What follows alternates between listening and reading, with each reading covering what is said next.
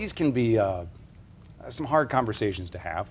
And I think you could probably find some well-intentioned folks out there who may wonder why we're spending so much time on these conversations.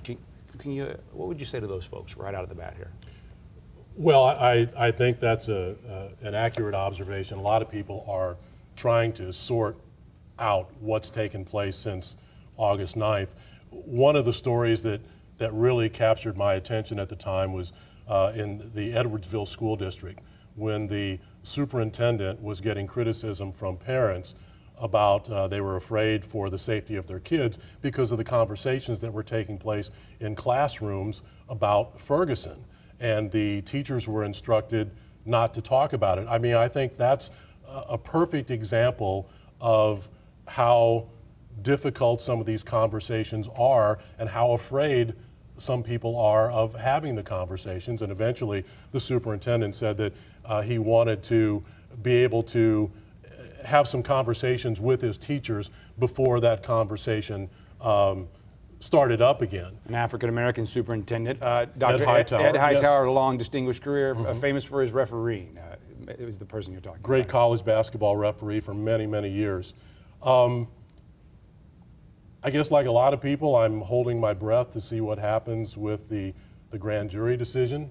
I wonder whether the passion and the fervor and the stated determination for permanent change, whether that will be the same 6 months from now, a year from now, 5 years from now, what's going to happen, what's going to be the ultimate outcome of all of this, how is it going to affect our community long term.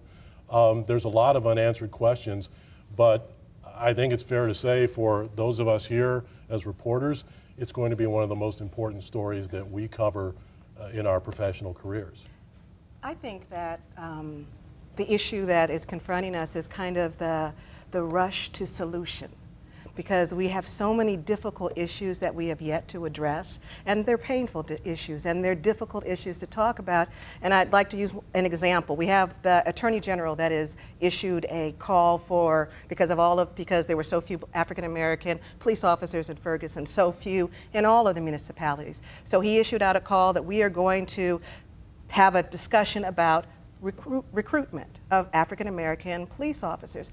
And I think that starting place is problematic. It's problematic because it attaches itself to the unspoken bigotry of the notion that we don't have any qualified African Americans that are trying to get into the police department. It's kind of like African Americans are unqualified for a lot of different things. But if you look at Darren Wilson, he was 24 years old, the police officer that shot Michael Brown. He was 24 years old. He was not from this region. He went to high school in St. Charles, and he had a mother with a criminal record. And yet, at 24 years old, in the height of a recession, he was able to go to Jennings and become a police officer. And then again, a year later, after the recession is continuing on, he was able to get another job as a police officer. A young man with very little life experience was able to do this. Now, we have to ask ourselves, if we're logically looking at this issue of qualifications, there are plenty of African American people, men and women, who have a high school degree and that would love to carry a gun. Are these the kind of conversations, Joe, you see in the newsroom that you might not have had before at St. Louis Public Radio? Jump in. I mean, have our jobs changed? No. I think maybe the focus has changed a bit, but in many ways our jobs have not. If you're a committed journalist, your whole thing is to observe and to report what people are saying, what people are doing. I think in some ways, when you're talking about the aftermath of what's been going on in Ferguson, the strength of any solutions are going to depend, in my opinion, getting beyond Michael Brown or this officer. People are already talking about ideas, concerns, not just about the makeup of police departments, but short changes in education, economics, some of the issues that have been around for decades but need to be dealt with. I just came from a forum at a major church just a few blocks from here, and they were talking about a whole lot of things spawned by Ferguson. Nobody mentioned Michael Brown or the officer. They were talking about healthcare, education, voting, getting community involvement. So I think what happens beyond these 17 days of unrest, a lot of it's going to depend on whether or not those ideas and commitments to those ideas take hold and actually launch something, or if people get focused on what a grand jury does or doesn't do. And frankly, it's rare for a grand jury, regardless, to indict a police officer, and it's rare that a police officer gets convicted. Without getting into any of the details of this particular case, that's rare. So the issue is, do you become focused just on that, or do you get focused on some of the other ideas and concerns and things that were mentioned lots of times in the protests and now are becoming commonplace, as I said, at the forum I was at, I'm sure elsewhere too. So this change, what should we be covering going forward? There's no shortage of stories to cover. One of the things that's encouraging to me is that right now we're hearing from voices that we don't typically hear from on local television news, specifically young African Americans. Prior to August 9th, that wasn't always the case. Will it be that way going forward? That remains to be seen.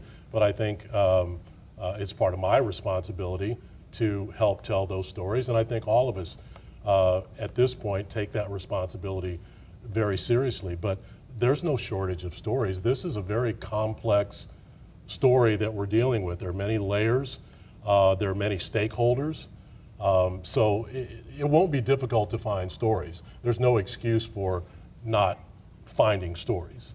But the challenge, I guess, is to us sticking with the story, like it was with Katrina. Like, okay, the cameras Sure. left, then the issue left. You know, people are still dealing with the issue of Katrina, but our attention is elsewhere. So the challenge to us is to continue to talk about these stories and get to be brave enough to get to the root cause and the issues of the story that the story brings. Joe, I heard on your airwaves today a police officer say, and this is don't quote me on this quote, but Sure. I think I'm quoting. Okay.